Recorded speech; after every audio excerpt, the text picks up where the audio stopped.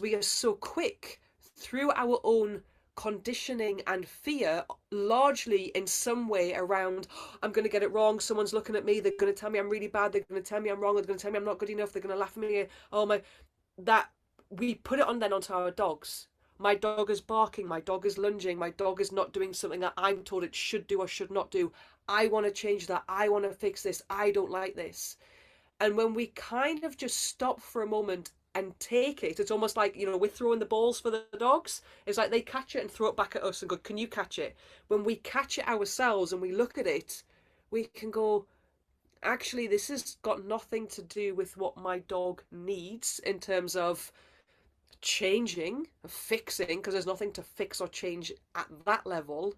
It's how my animal friend is in my life to help me, to support me." That's the level that I like to go at, to go, actually, how do we create this relationship of coexistence at this level of soul?